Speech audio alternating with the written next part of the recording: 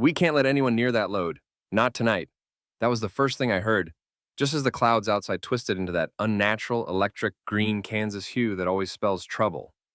50 bikers, engines echoing like distant thunder, rolled right up to my front porch at dusk, leather-clad, fierce-looking, and all dragging tarped trucks behind them like something out of a movie. It was the kind of night where you don't know if the world is ending or a story is just beginning. My name is Jack Emerson, and back then I was a tired 67-year-old farmer on the outskirts of Barton County, Kansas. The house felt way too big after my wife Mary passed away 2 years earlier.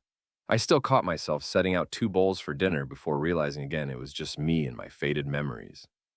Outside, the December wind rattled a loose porch board, vying for attention with the pile of bills on my kitchen table and the stubborn ache in my joints. My kids called every Sunday from places like Austin and Chicago, cities that sounded like distant planets now. That night, I was warming another can of chicken noodle soup, trying not to think about overdue notices or the Christmas I planned on ignoring, when my storm radio whined to life. Tornado warning for Barton County. Seek shelter now. I was grabbing my jacket for the storm cellar when I heard rumbling. Not thunder, but engines, dozens of them, multiplying in the dark.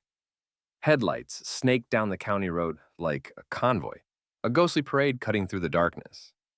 The first chopper swung into my gravel driveway, followed by what looked like an entire army of riders, men and women in patched vests, their eyes scanning the coming storm. One of them, tall and square-shouldered with silver at his temples, climbed my porch steps as the wind picked up. "Evening, name's Mike. We've got 50 people with us, sir. Need shelter until this tornado passes. We'll cover any cost. Just give us a spot." I hesitated, looking past him to the barn I inherited from my grandfather, built from stone and timber back when things were made to last. That barn was the only structure sturdy enough to be called safe for miles. My storm cellar certainly wouldn't fit 50 people, even if I emptied out every last jar of old canning peaches. "We can't use the cellar," Mike said before I even finished my thought. "See, we've got temperature-sensitive cargo. Trucks can't get wet. The barn would do, if you'll let us." That's when I really noticed the trucks. 3 big box trucks hidden between the bikes, cargo bays covered with heavy wind-lashed tarps. Those bikers moved fast, forming a protective huddle around whatever was inside. Something about the whole setup set my nerves on edge. "All right," I said quietly, stepping aside, against every instinct that told me letting 50 strangers into your barn during a tornado sounded like the start of a bad country song.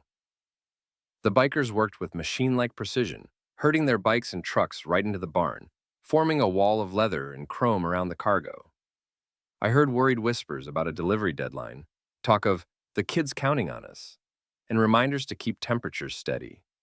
Their secrecy was making every hair on my neck stand up, but I played along even as I watched some of them post sentries at the barn doors.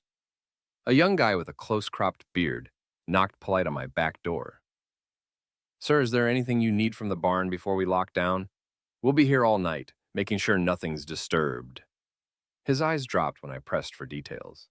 "Just valuable things, sir. It's safest this way." Then, as if on cue, the town's emergency sirens started up, wailing over the wind. With no other choice, I ducked into my storm cellar, heart hammering at the thought of what I'd just let onto my land.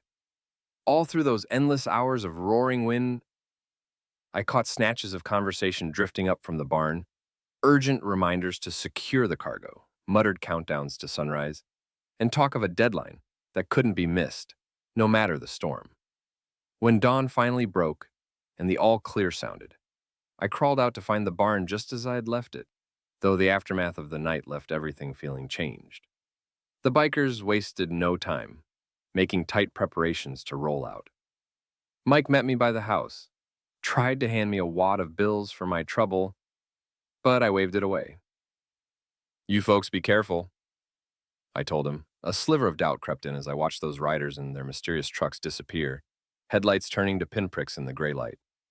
I should have felt relieved, but all I could do was wonder what on earth had just happened in my own backyard, and what kind of valuable cargo was worth risking lives on a storm-torn December night. It wasn't until they'd all rumbled away, the last echo of engines fading into the cold dawn, that I spotted it. Just a crumpled piece of paper pressed into the mud near the barn door. as if the storm itself had delivered it to me. I bent down, curiosity sharpening the edge of my exhaustion. What I found was a letter, written in uncertain purple crayon, on hospital stationery. "Dear Santa," it began, each letter a careful, hopeful shape. "I know I'm in the hospital, but I'm not writing for me. Could you please bring toys for all the other kids here? It's lonely being sick, and some kids don't have family who can visit. I already got the best present ever. The doctors say I'm getting better. But please, bring some magic for the other kids. Love, Lila, age 7. P.S. The motorcycle men are really nice. They told me they're Santa's helpers, too." That letter hit me harder than any Kansas wind ever could. My hands shook as I read it again, barely noticing how the purple crayon had smudged in the damp. The hospital was listed at the top, Willow Ridge Children's Clinic. A good drive away, right by the Riverside exit. But it was those last words, Santa's helpers, motorcycle men, that spun everything I thought I knew upside down. Was it possible? These tough-looking strangers, the cargo they guarded with grim determination, all the urgency and secrecy, was it for toys? Not drugs, not guns, but Christmas presents for sick kids? I stood blinking in the pale post-storm light, the truth unfolding slowly in my tired mind. Suddenly, the barn, the dread, the whispers about not being late, it all shifted, painting my memories with embarrassment and a rising sense of shame. I set the letter gently on the kitchen table and walked into town, needing answers and maybe a cup of coffee strong enough to punch through my self-disgust. Millerville's morning crowd was already abuzz at Dolly's diner, chattering about the storm and, inevitably, the parade of bikers that tore through at midnight. "Looked like something out of a movie," muttered Johnny from the grain elevator. 50 bikes, 3 trucks, all riding like the devil was chasing them. They're up to something crooked, you ask me. Nothing good comes from folks like that crowding together, hissed Mrs. Parsons as she poured my mug full, her frown deep as ever. I listened to each wild theory. Motorcycle gang smuggling, maybe running from the law, knowing just how wrong everyone was, but unwilling to reveal too much. I asked, casual as I could muster, did anyone notice where they were headed? "East toward Riverside, I think," Johnny said. "Billy saw him on Route 11, still moving fast at sunrise. Hope the sheriff was keeping an eye on all that." My hands curled around the coffee mug, feeling the weight of Lila's letter in my jacket pocket. I left Dolly's with a head full of suspicions and a gut full of guilt. On a whim, I popped into the small public library. Martha, the librarian, who could recite every family's business going back 3 generations, was behind the desk, sorting through donated paperbacks. "Martha, you ever heard of biker groups delivering toys or doing anything charitable this time of year?" "Oh, absolutely." Her smile lit up her whole face. "There's that club, Guardians of Hope. They ride all across the state, bringing gifts to kids in hospitals every December. Started after one of their own lost a child. My niece works over at St. Clair's. She says the toughest bikers you'll ever meet go in there and turn to mush, giving teddy bears and reading books. They spend their own money, too. It's been almost 20 years. Guardians of Hope. The phrase felt like forgiveness in my chest, settling some deep ache I hadn't realized I was cradling. Something in me unlocked, a realization that swept the barn's secrets clean. I trudged home, the prairie wind stinging my cheeks, and sat with that purple crayon letter. What had I done? Sitting in my storm cellar, thinking the worst of people, risking their lives for a bit of Christmas magic? Mary's gentle voice, half remembered, rang through my conscience. "You judge a heart by how it treats strangers, Jack." A fresh wave of remorse washed over me as I flicked on the radio. The local news was covering tornado damage and, to my surprise, mentioned a major setback for the Guardians of Hope's annual toy run. Trucks overturned in the storm near Hardesty Creek, leaving hundreds of gifts ruined days before Christmas. I recognized the voice on air, Mike, the biker leader, asking for emergency donations with a roughness in his words that wasn't just from the storm. "Some of these kids," he said, "this might be their last Christmas." The words stung. I turned the dial back down and just sat. The old house felt emptier than it ever had. I sat there for what felt like hours, turning Lila's letter over in my hands, the quiet of the farmhouse settling heavy around my shoulders. The room still held traces of Mary, her knitting basket gathering dust by the window, the faded mug she always used perched next to the sink, the soft echo of her laughter lingering in the corners. I looked across to the empty chair where she'd read her mysteries and wondered what she'd say if she'd seen me last night, locking myself away while strangers risked everything outside. Outside the frosted window, the fields were blanketed in a thin dusting of snow, and beyond them, just within sight, was the only thing I owned with true worth, my father's 1950 Plymouth tractor, the pride of the Emerson farm. Green paint still gleamed through the years, yellow trim catching the few rays the sun dared offer that December morning. If there was one thing that had gotten me through rough times, it was that tractor, restored with every ounce of skill and patience I possessed. A link back to a man who'd taught me what it meant to shoulder responsibility and honor. Mary always joked that I loved that old machine more than anything else on earth, and maybe there was a bit of truth to it. But standing there in the cold glow of early light, her favorite words came back clear as day. Things only matter if you use them for good, Jack. What you keep matters less than what you're willing to give. The last years hadn't been easy. The bills piled up, the loneliness grew, and Christmas became just another day to weather. But now a different kind of silence filled the house, one that asked, what next? I slid the letter into my pocket and sat at the kitchen table, staring down at my calloused hands as an idea took slow, trembling root in my chest. My daddy's tractor, the only real asset left. The one I'd held on to while selling off tools, stock, everything else that could keep the farm limping along. Maybe it was time to let it go. Maybe it was time that tractor found a new purpose. I found the old phone book in the drawer, fingers numb with nerves, and looked up the number for Vernon's Classic Implements, a local collector who'd been after that Plymouth for years. Heart thumping, I dialed. Vernon here. It's Jack Emerson. About that 1950 Plymouth. You still interested? Jack, you kidding? I'd drive out this afternoon, cash in hand.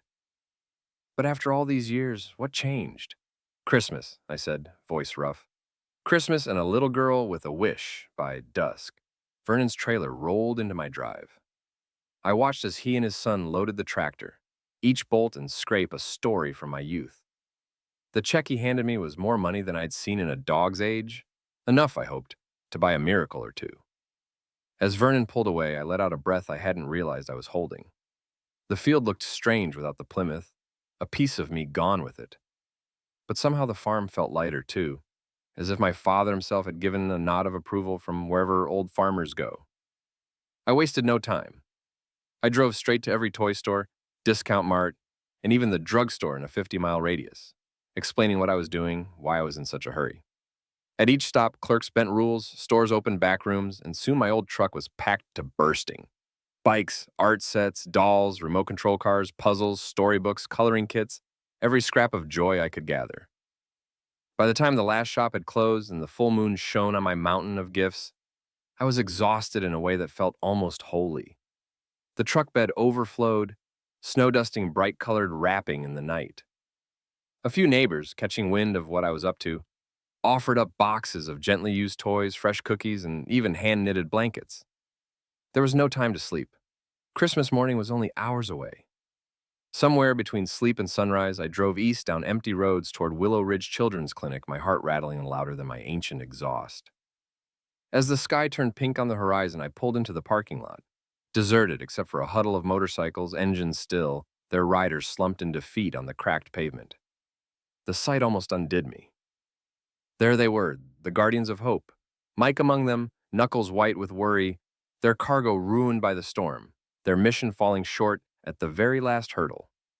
I parked close, climbed out, and hollered, "Looks like you folks could use a little Christmas backup." Mike straightened, eyes wide with disbelief and the start of something like hope. "Jack, what are you doing here?"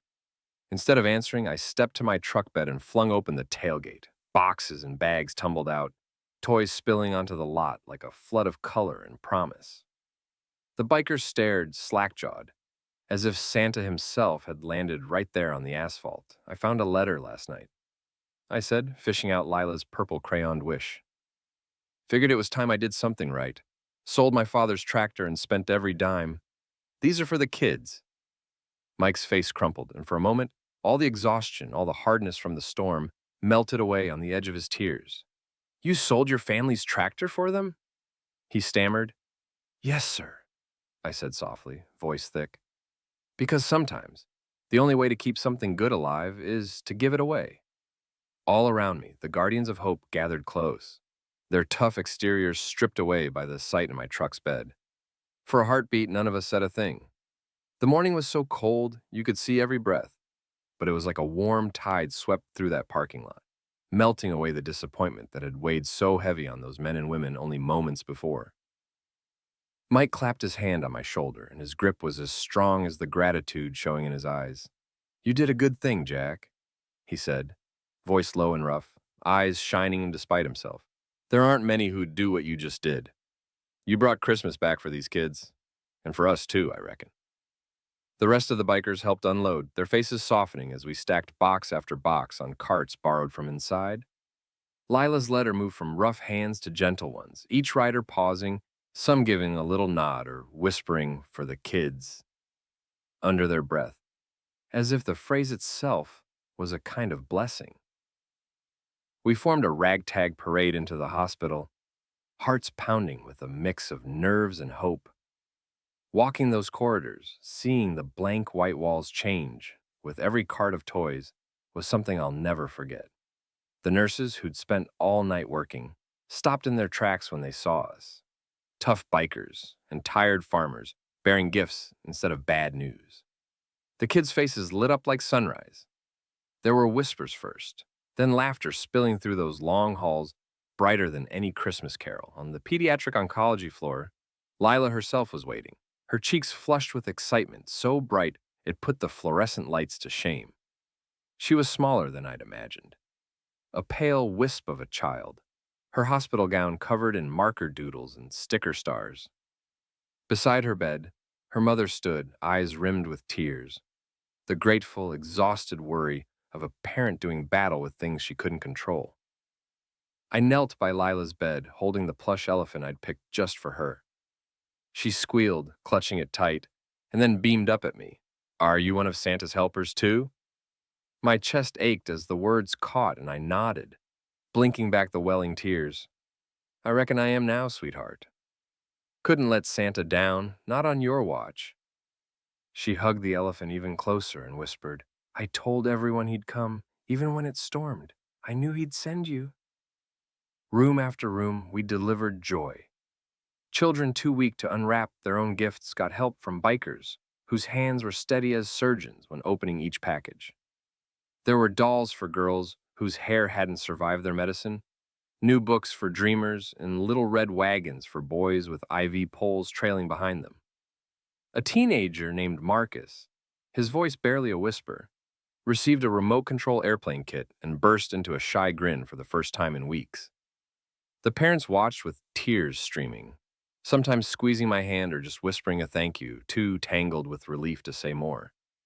Even the doctors paused, caught off guard by the power of a few simple gifts. The sight of big-hearted strangers kneeling down to play board games or join tea parties right there on the linoleum floors. The Guardians of Hope weren't just bikers anymore. They were clowns and reindeer, voices booming or whisper quiet. Whatever was needed most. Even Mike found himself reading aloud from a picture book to a semicircle of little listeners, his rough baritone transformed into a gentle lullaby. Lila, the bravest of them all, insisted on helping distribute the last of the stuffed animals, rolling down the hallway in her chair alongside me, grinning like she'd just unwrapped the world. As morning bled into afternoon, every child, no matter how sick, how scared, how alone, found something to hold, something to make them forget the tubes and medicines for a while. The nursing staff called us miracle workers. I don't know about miracles, but kindness is its own kind of magic. At last, when our carts were empty and the bikers sat slouched and grinning in the hospital cafeteria, Lila wheeled up to my side, her nurse trailing close behind. She handed me a picture drawn in thick purple crayon. A red pickup, 100 bikes, Christmas trees, and a swarm of smiling children. At the bottom, she'd written, "Thank you for saving Christmas, Santa's best helper." She looked at me with a solemn wisdom too big for her small frame. "Promise you'll come back next year, Mr. Jack?" I laughed, my voice breaking a little at the edges. "Oh, you try and stop me, kiddo. That's a promise." The guardians gathered around, some slapping my back, others already making plans, routes for next year, phone trees for volunteers. The hospital social worker took my number, and the staff pressed coffee into my hands, and more than one nurse handed off thank you notes for the miracle farmer with the Christmas truck. I faded into the background for a moment and just watched the laughter, the reunions, and the impossible, contagious hope blooming in that white-walled hospital. On my way out, I looked back one last time. Lila spotted me and lifted her new elephant overhead in victory. It was as if she knew, that little 7-year-old, that her letter had changed far more than one old man's December. I drove home with my heart brimming, exhaustion chased by a sweet, unfamiliar peace. The farm might be a little emptier with the tractor gone, but that day my life felt immeasurably fuller. By sundown, word had spread clear across the county. Neighbors came by with groceries, thank you cards, or just wanting to shake my hand. The phone rang off the hook. When I finally managed to rest, dreams of laughter and purple-crayon wishes filled my sleep. But what I didn't realize then was that the miracle wasn't finished yet. In fact, the real change, what the Guardians of Hope and Lila's letter had started, was only just beginning to take root. 6 months passed in a blur, and by the time summer's first hay was ready to cut, I realized my world was changing in ways I'd never seen coming. The Guardians of Hope, those same bikers who once filled my barn on a storm-tossed night, came back, and not just for one visit. Somehow, our little patch of Kansas became their headquarters, my barn their new base for organizing the state's biggest toy drive. Every week, a few of them would roll in, engines rumbling like distant thunder, bringing folks from Topeka, Wichita, even Oklahoma. Vendors and volunteers arrived from 3 states, their cars and trucks full of boxes, banner signs, and summer energy. Families pitched in, kids ran underfoot, and my kitchen table, once home to only my folded hands and day-old soup, became the command post for 1,000 new plans. Where before Ruth's knitting chair had sat quietly in the corner, gathering dust beside her framed photograph, now it found a new occupant, Mrs. Harper, Lila's grandmother, who visited often to help sort donated gifts or organize raffle tickets for the toy drive. On Sundays, she'd stay for supper, sharing stories and laughter until the sky turned peach and pink. And it wasn't just the barn or the kitchen. My whole life seemed to open up, warmed by the flood of people who came for the cause. The money we raised from the drive was enough to keep my bills paid, the farm running, and hope flickering even when the crops suffered a dry spell or a stubborn frost. Most of all, I found purpose again. Mike made me the official logistics man for the Guardians of Hope's annual mission, which meant calculating routes, planning meals, and keeping everyone organized year-round. That old loneliness faded, replaced by the stubborn, shining presence of the bikers, some rough around the edges, all with hearts as wide as the Kansas horizon. Lila and I kept in touch, too. Her letters, scribbled in rainbows and signed with trailing rows of smiley faces, arrived every couple weeks. In each, she'd report on school, her spelling tests, her new friends, the magical pranks she played on her doctors and nurses. Every envelope included a new drawing, motorcycles wheeling across golden fields, farmers and bikers high-fiving, and always, always Christmas trees glittering beneath the blue sky, even in the dead heat of July. The Guardians of Hope grew too. The story of that Christmas spread far and wide. People called from other states, offering donations, asking to volunteer, or simply wanting to hear the tale from the old farmer himself.